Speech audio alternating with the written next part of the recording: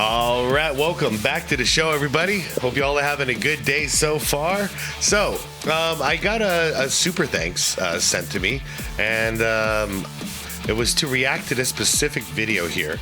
So this is from Prime Larry Bird channel, which is, I mean, Larry Bird fans, real quick, go down to the description of this video, click on that, subscribe to this channel. Now, I don't know the guy, we've never talked or anything, but I'm telling you, I'm pretty sure this is the best Larry Bird YouTube channel in existence. So just get that out of the way. Second of all, thank you very much for the super chat. The title of this one has me intrigued. The only NBA finals game Larry Bird refused to score. I am not, I'm going in blind here. I've heard a lot of Larry Bird stories. I've seen a lot of Larry Bird play, but I don't recall him not scoring or refusing to score in an NBA Finals game. So, you know, obviously this is the Prime Larry Bird channel, so he knows he knows Bird like probably even better than I know Jordan. You know what I mean? He's that guy. So I'm gonna definitely sit back and educate myself here from him. So anyways, you guys, as I always do, like I said, link to the original video is down below in the description. You'll see a list of channel members. Shout out to you guys. Appreciate you all.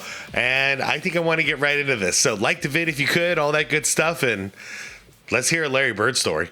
What if I told you the greatest performance in NBA Finals history didn't involve a 50-point explosion? Bird with a steal up to Gerald Henderson. That the most dominant game ever played ended with just 8 points on the stat sheet. Okay. I know for a fact you wouldn't believe me. Larry Bird on the move. I believe you. And Larry Bird has just I've seen your his videos. first points of the second half. That's 7 for the game. But in Game 3 of the 1981 NBA Finals, Against with the the Rockets. series tied at 1 game apiece, Larry Bird is about to put on a masterclass versus the Houston Rockets that most people still don't understand 4 decades later. That's cool. I've not seen too much footage of this series against the Rockets. This is with the Twin Towers, too. But the Houston Rockets did. I think Larry Bird can beat you even if he doesn't score a point on the basketball court. This is the story of how Larry Bird proved that you don't need points to be the most dangerous. Jeez.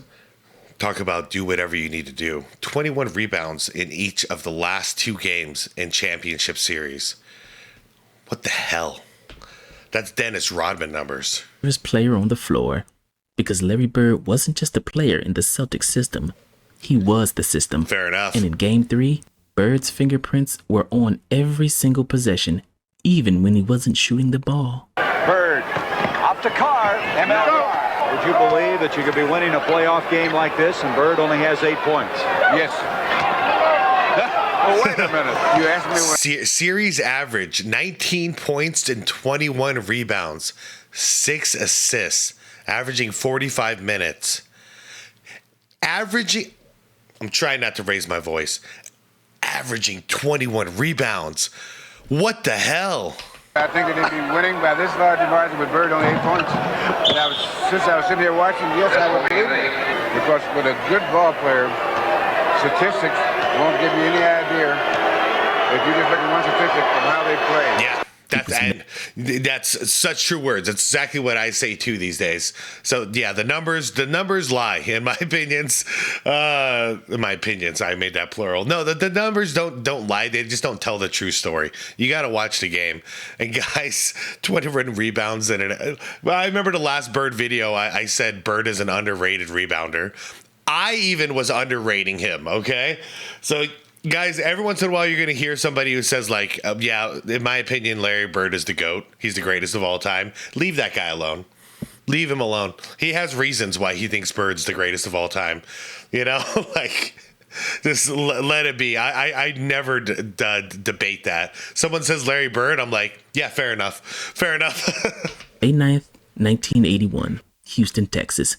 The series was tied at 1 game apiece because Houston protected home court in Game 2. Okay. So Game 3 was the most important game of the series because it could swing the momentum of the series in either team's direction. It's Ali even as the Houston Rockets play host. So the Twin Towers had to be guarded by Parrish and McHale, I'm assuming. Does that mean McHale's assignment was a young Hakeem Olajuwon? To the Boston Celtics, and for the 7th consecutive time, we have a sellout here in the Summit. Houston knew that this was their best chance to upset the Boston Celtics because playing with home court advantage, their game plan was simple. Slow the game down, make it ugly, and whatever you do, don't let Larry Bird get comfortable. So right off the bat, the Rockets came out physical. And here is Larry Bird, who in the first 2 games has had 21 rebounds in each.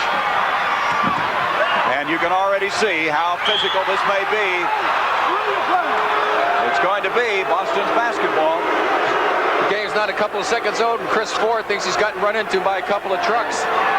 Here we'll see the tip-off. Here he gets tripped, first of all, by Reed. Now he hustles to get up and get it. Dunleavy just knocks him down again. Jeez. And Dunleavy was out of bounds. They were grabbing and holding, turning every possession into a wrestling match. This was old-school playoff basketball, where referees swallowed the whistle and let the teams decide the game on the court. It's the Bird on this play, on this shot by Ford. Now look at Robert. He grabs him first with the right arm. Now he backs into him. He gets away first. Look at him back. Wow. Fouled him to death that time. Never got the call. I think I'm wrong about the timeline. I don't see Hakeem unless... Ford, he's been open over in that spot. Look at this. Reed and Bird going after each other. Yeah, guys, I think I was wrong about the Twin Tower situation. I think this is before that. Well, Del Harris said you're 100% defense on Bird during the timeout, and that's playing tough, isn't it? Any other superstar would try to force their offense. They would demand the ball and try to impose their will through scoring. But Bird saw something else entirely. He saw 10 guys on the court and understood that basketball isn't necessarily about what you do when the ball's in your hands, but it's about what happens because you're on the floor, being such a gravitational force on the court that you make your other 4 teammates better because the defense is so worried about you. A little disappointed with that as Ford thought that was a 3-point play, and it is now. Earlstrom indicates it is a 3-point. 8 seconds on the shot clock. Yep. Nice pass They to are Maxwell. focused on him. So they're technically single covering him. 9 assists in the first game. But the second he catches, they're ready. Like, he's already ready. Here's Bird. Reed back in after Calvin Garrett. Yeah. It's so he doesn't have a second body on him at all times, like we've seen Kobe and Jordan. But we're seeing basically they're ready. If he takes one step into the, past that 3-point line, they're gonna double team him and try to trap him. So the point is, though, all eyes are on him. They're not paying attention to anybody else. Bird is smart, so he's seeing people moving in the background, backdoor cuts, because no one is looking at anybody other than Larry Bird. Did a good job, but that's a different type of gravity. Has really played well. He has 12 points backdoor off cut. the field. Yeah. By halftime, Bird had 5 points, 10 rebounds, and 5 assists. Dude. So the people who look at the points column in the box score probably thought Larry Bird was having an off night. Yeah. But the Boston Celtics were up by 17. I mean, it reminds me of prime Steve Nash with the Suns. His stat line wasn't that great, and that's why there's so many people that basically said he didn't deserve his MVPs. But if you watched him play 82 games, you'd probably change your mind about that if you saw. Because just like Larry Bird here, that offense does not exist and does not function without that individual, because he is the entire center of that system. Larry Bird nails it from outside. He has 3 points. Here is Maxwell against Malone. Nice play. The biggest lead of this game, 15 points, 35 to 20. That may be the biggest lead in the series. When people talk about Larry Bird, they always remember his shooting. They always remember his trash talk. Yep. They always remember his clutch gene. But for some reason, nobody wants to talk about his defense. But if you actually... Or his rebounds, or his passing. Look at the game, Larry Bird's defensive instincts were borderline supernatural. Trying to follow, Willoughby tips it off to Robert Reed. Blocked by Larry Bird. Here's Archibald. Heine just forces the issue all the time, and you can see what the end result is. Play through it. Calvin Murphy, 2-on-1. 2-on-1 Bird. A good fake by Larry Bird defensively. And you have to do that sometimes defensively. You can't wait and let the offense dictate what's going to happen. He made a fake at Murphy and then stepped back in the lane. And just enough to blur the vision of Moses Malone. Yeah, Moses on him, broken up. Larry Bird with it. Now in the last last game. So wait a second. So the Rockets went from Moses Malone, then Moses went to the Sixers, and then they ended up with the Twin Towers right after that between Sampson and Hakeem. What year is this? What year is this? I know he said it in the beginning, but I'm sure I missed it. 81. Okay, so this is 3 years prior to that. Okay, now I got it. I'm an idiot. He probably said it right in the beginning, 1981 finals, but I'm a dumbass. So Houston had only 10 turnovers. Already in this game, they have a total of 8. And there is Maxwell. Larry Bird ended Game 3 with 5 steals. That's 5 steals in Game 2. Okay, that was a gimme. He got scared of Bird. Look at this. Larry Bird ended Game 3 with 5 steals. That's 5 steals in Game 2 and 5 steals in Game 3 Larry Bird. in the NBA Finals, where Houston was deliberately trying to play slow and methodical. Yeah. But here's what the stat sheet doesn't tell you. Bird wasn't just getting steals on lazy passes. He was literally reading the Rockets' offense before they ran it. He was in the passing lanes that shouldn't even exist. He was turning Houston's half-court sets into the Celtics' fast break offense before the Rockets even knew what happened. Shot on track again where he had 27 points in the first game. Broken up, Bird with it. Another rebound for Bird. Here's Henderson. Oh, yeah. They got numbers. There you go. It's 12 points now, the lead for Boston. In the first half, Bird is playing off his man, reading the entry pass. The second the ball leaves the guard's hands, Bird is already moving. At this point, it's not even a gamble. Oh. Bird comes up with another steal. Yeah, that was a bad pass, too. Like, Bird was making it clear what he's doing. At this point, it's not even a gamble. Yeah, he was playing right on top. Bird He's comes fronting up him. with another steal, finished by an easy layup on the other end. A stability factor on this basketball team. Intended for Walters. Larry Bird coming up with a steal. Up to Tiny. Cedric Maxwell. In the second half, same thing. Houston tries to swing the ball around the perimeter, looking for an opening. Gotcha. Bird jumps the passing lane, takes it himself, and suddenly the Celtics are running in transition before Houston can even get back on defense. Henderson. There was Bird. He was waiting on it. Archibald. Damn, man. Pass by Larry Bird. Yeah, they're That's the only fast. kind of pass you can make it. They are moving fast. Because Archibald did not I mean, have let's be the real. This is looking like the Showtime Lakers right now. step on the defensive man, so that they couldn't throw the lob pass. So they had to bounce pass with a good backspin, so it comes up just so you can handle it easy. That's the biggest lead of the game for Boston. 18 up. Is it luck? Or is it a 6'9" forward with a 200 basketball IQ who read your tendencies, knew your personnel, and understood that defense is just offense in reverse? Nice line. Larry Bird on the move. Easy money. And Larry Bird has just scored his first points of the second half. Yeah, and you guys, you see how fast he is right now?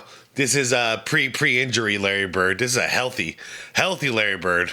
7 for the game. The Houston Rockets center, Billy Pultz, who was nicknamed the Whopper in the 80s The for his Whopper? tough and gritty style of play, said it best after the game. I think Larry Bird can beat you even if he doesn't score a point on the basketball court. I know it sounds like Billy was being poetic, but he was being dead serious because that's exactly what happened in Game 3. And those It's a prophecy. points are no indication in the fine ball game he's played. Because with a good ball player, statistics won't give you any idea if you just look at one statistic of how they play. Yeah, yep. If they're a good player, statistics won't give you any idea. I love it. Absolutely love it. He's been doing things besides trying to score points. And this is what made Larry Bird different from every other superstar in basketball history. Most great players are great because of what they can do. But Larry Bird was great because of what he made possible for everyone else. Absolutely. The Celtics offense in 1981 ran through Bird, but it didn't rely on him to score. So when Larry Bird touched the ball on the wing, the entire defense had to account for him. Could he shoot? Obviously. Level. Here is Bird. Wow. Could he? Wow. Look at the positioning. He's going to kiss off the glass like up here. And it's just going to drop. Obviously. Level. Look at that. Here is Bird. Could he pass? Well, better than most point guards. I mean, Bird. Up to Carr. Him- ML. Could he drive? Him and Magic Johnson are up there as the two greatest passers of all time to me. Jokic is definitely climbing up that ladder as well. Well, he wasn't fast, but he was strong and smart enough to get wherever he wanted on the basketball court. Larry Bird. Damn, man. So what does a Houston Rockets defense do? They send help. They cheat towards him. They overcommit. And the moment they do, Bird sees it. The ball is already out of his hands. Cedric Maxwell is cutting back door for a layup. Was the number he had in game 2. Bird to Maxwell. Oh. Maxwell Dude, no call, huh? Let me see it again. had in game 2. Bird to Maxwell. Maxwell Gotta love it. scores. Play through it, Moses play very through it. upset about the play, and Maxwell was 17. Chris Ford is open for a jump shot on the wing. That's the second one. Here is Ford. Three-pointer again. Yes, you see, Bird's already ready to rebound. Ford with 2 from out there. When I talk about a modern game and I see a 3-point shot go off and I see 0 people in the lane, this is why I'm mad. What do we got? 1, 2, 3. You're close to 4, 5, 6, 7, 8. 8 people that are visible in the lane. You want to get rid of him? Fine, make it 7. 7 out of 10. Yeah. So when I see 0 out of 10 boxing out to get a rebound on a 3, drives me absolutely up the wall these days. Robert Parrish has a mismatch in the post because his defender rotated to Bird. Larry Bird to Parrish. And That Parrish shot. now has really come roaring out of You there. know, Parrish has an ugly ass shot, but that high release, it's very effective. This is the game within the game. This is why Bird had 5 assists at halftime while barely taking any shots. He didn't need He was to. the conductor. Every touch was creating an advantage somewhere else on the floor. Yep. Boston's offense in Game 3 looked effortless because Bird made it look effortless.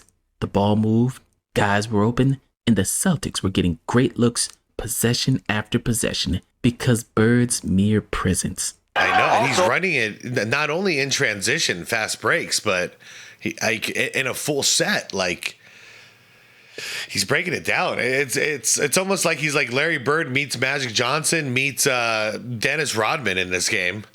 Larry Bird had 10 rebounds in that first half to go along with 5 assists, but he had only 5 points. Forget the points. Here's Tomjanovich, Bird with a steal. They're killing the Rockets. Forget the points. He didn't get to the free throw line. Look at this. He's everywhere. Larry Bird on the move. And Larry Bird has just scored his first points of the second half. That's 7 for the game. And not to mention the rebounds, 13 of them. And half of them led directly to Celtics possessions where Bird pushed the break himself or hit the open man in transition.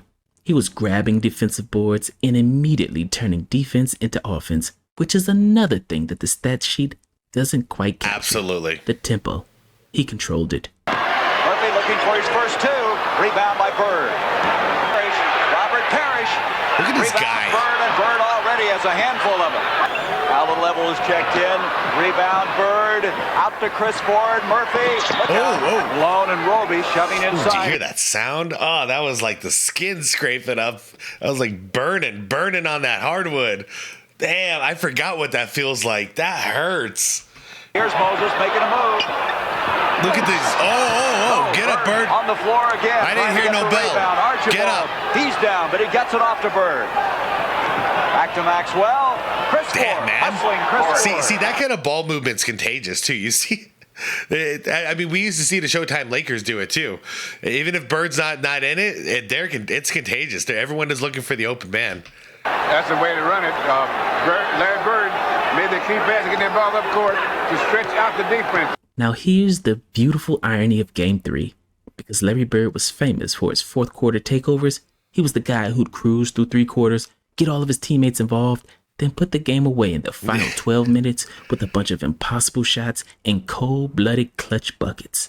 But in Game 3, he barely played in the fourth quarter because the game was already over. Nice. The Celtics got out to an early lead, and they never let Houston back in it. The game was never even close. Now, you see, everybody, instead of load managing, this is how it's done. You want to rest 25% of the game? Blow them out. And that's the ultimate compliment to what Larry Bird did in those first 3 quarters. It is. He controlled the game so completely that his signature fourth quarter heroics were unnecessary. He'd already won the game by playing defense, crashing the boards, and making everyone around him better. Would you believe that you could be winning a playoff game like this and Bird only has 8 points? What were they up by 24, 25 points there? Yes. Oh, wait a minute. You asked me what I think that they'd be winning by this large a margin with Bird only 8 points. And since I was sitting here watching, yes, I would believe it. Because with a good ball player, statistics won't give you any idea if you just look at one statistic from how they play. Bird finished with 8 points, 13 rebounds, 10 assists, and 5 steals. But even those numbers don't tell the story. Yeah, really. If you just at a glance, you look at those numbers, you go, oh, almost had a triple-double. Whoa, 5 steals. Not bad. But you have no idea what took place. Playoff record set here. Lowest point scored in a playoff game. 71 was the record. It's now 67. Wow, 67 points. And so with that, it ties the record that Syracuse had 71 points in 1955. So they have that dubious distinction of holding the record with the Syracuse National. Broken up, wow. And that will do it. I think the Utah Jazz in 1997 took the record there. The Bulls blew them out in one of the games, game 2, I think it was. The Celtics won the game 94-71, a 23-point demolition in an NBA Finals game. And this is what separates Bird from every other scorer in basketball history. This is why comparing him to modern players who hunt for 30-point games misses the entire point. Because Bird didn't play basketball to score points. He played basketball to win. Absolutely. And he understood that winning sometimes means letting the game come to you. It means making the right play every single time, even when the right play is a simple pass to an open teammate. And there's the fine pass just out of the grasp of the Rocket Man. Tiny takes it and lays it in the basket. Game 3 is the perfect encapsulation of Larry Bird's greatness because it showcases everything that doesn't show up on a highlight reel. Those defensive reads. Back it comes to Calvin Murphy, 2-on-1. Can't have it. Ninja. Good fake by Larry Bird defensively. The outlet passes. The hockey assists. So quick. The way he made Cedric Maxwell and Chris Ford look like all-stars.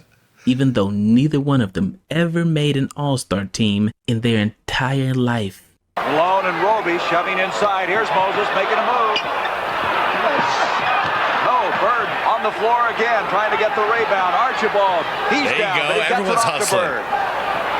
Back to Maxwell. Yeah. Chris Ford, hustling Chris Ford. That was a good play. That's the way to run it. Larry Bird made the key pass to get that ball up court to stretch out the defense. Houston came into Game 3 thinking that they could slow Bird down by playing physical and denying him the ball.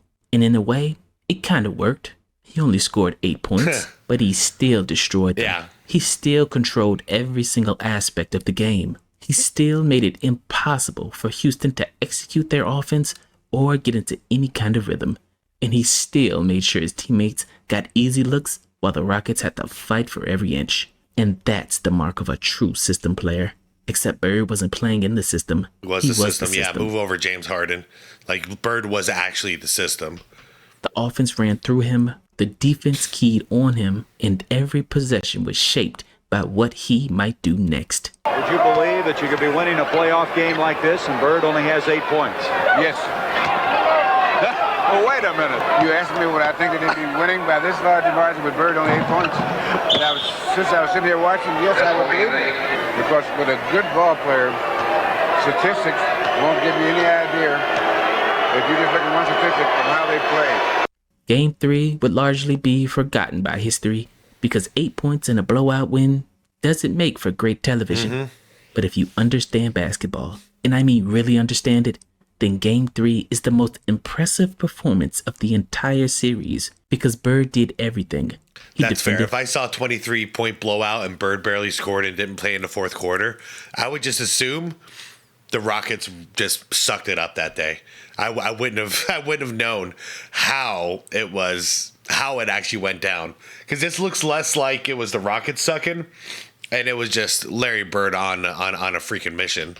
At an elite level, he controlled the boards, he facilitated the offense, he set the tempo, he made his teammates better, And he did it all so smoothly that he made it look easy. Because Larry Bird's greatness wasn't always loud or flashy, but it was always there, lurking beneath the surface, bending the game to his will in ways that only the smartest basketball minds could appreciate.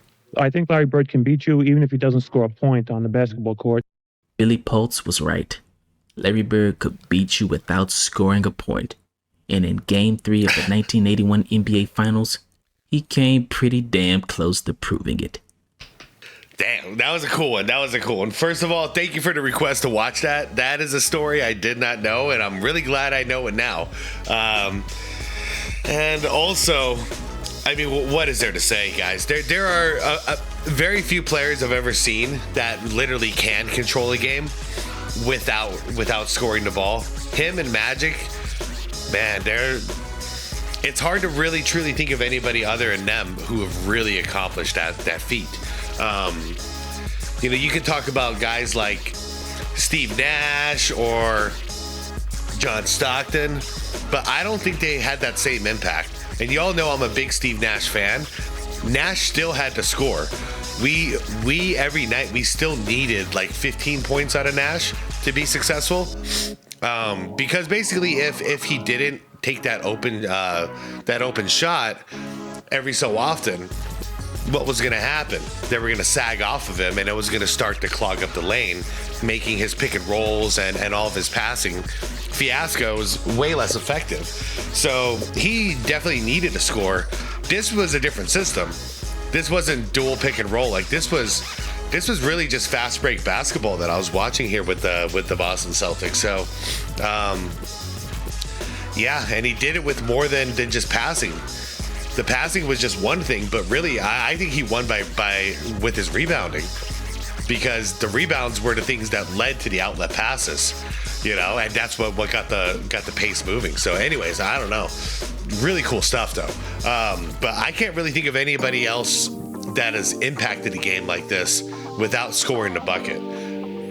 It's a really difficult thing. Dennis Rodman, but yeah. That's it. I'll throw in Dennis Rodman and Ben Wallace. That's just like defense and rebounding, the way they were affecting, but they can definitely affect the team. Anyways, you guys, I've been asked a bunch of times if I'm going to talk about all the trades going on, and I think I'm going to wait until after it's all said and done, and then, the major one, which is the funny one, which was the James Harden trade. That one cracked me up. I don't understand. I mean, here's the thing. I make fun of James Harden a lot, but him wanting to leave the Clippers, I totally get. This time I get it, but it's kind of disappointing too, because I think him going to Cleveland is going to just ruin that team. And I thought that team, under Donovan Mitchell was doing pretty good. So I say it's a good move for Harden. It's a bad move for Cleveland. And nothing else was really too shocking. Anthony Davis being traded, I don't even know about that one. I haven't even really let that one sink in. That is, it's a damn shame he's so injury prone, huh? I think the league has given up on him. I think that's it. Like, enough is enough. It's year after year that he's injured.